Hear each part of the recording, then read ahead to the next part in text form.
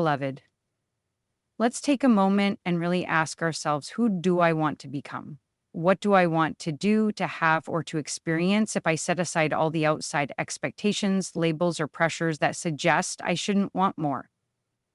So often we're conditioned to hold back our desires, to be overly responsible, to keep everything predictable, and to please everyone else but ourselves.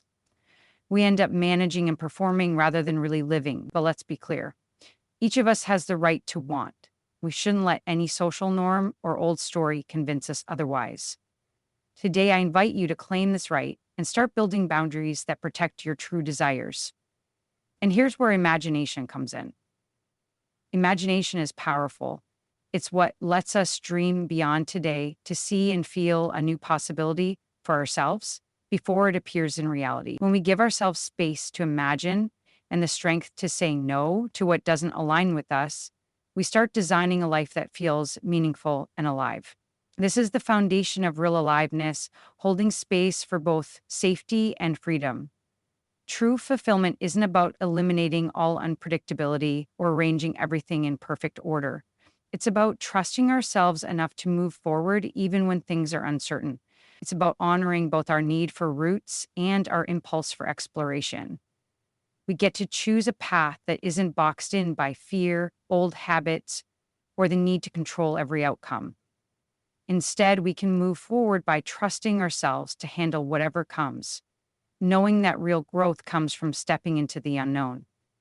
This is the approach I am committed to helping create spaces where people feel both secure in who they are and free to grow, explore, and imagine more for themselves. It's about valuing imagination as much as certainty, and about daring to claim our desires, set boundaries, and welcome possibility. As you move forward, I encourage you to embrace both safety and freedom, to trust your own resilience, to protect your right to want, and to nurture your imagination. That's the foundation of a truly alive and meaningful life. You woke up, you saw through the illusion, you broke the spell and continue to. You're taking back your power bit by bit. So why does it still feel like you're stuck? You're not lost, you're not broken, and you're definitely not going backward, but you are in a strange place, a kind of spiritual no man's land where the veil is gone, but the light hasn't fully landed. And this is what I see in so many powerful beings like you.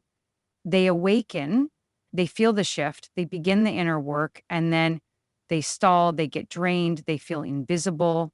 But the problem isn't that they're not trying hard enough. The problem is that no one told them the truth. Awakening isn't the finish line, it's the initiation.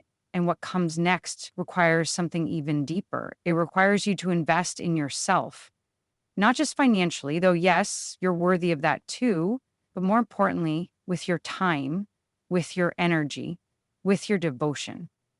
The real shift doesn't come from seen by me, it comes when you finally see you. The world meets you at the depth you've met yourself.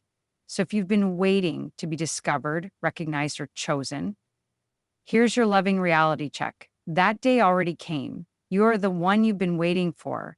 No more hoping someone else will be the signal. The signal already sounded, it was always inside of you. And yes, sometimes that means letting go of the sweet ache of being small, because being small means there's always someone else to save you. But love, you're not small anymore. The divine is activated and the next step to come. Stay on the course, meet the mentor, hold the container, but whatever you do, don't wait. Don't put your power on hold. Don't put you on hold. The shift has already begun.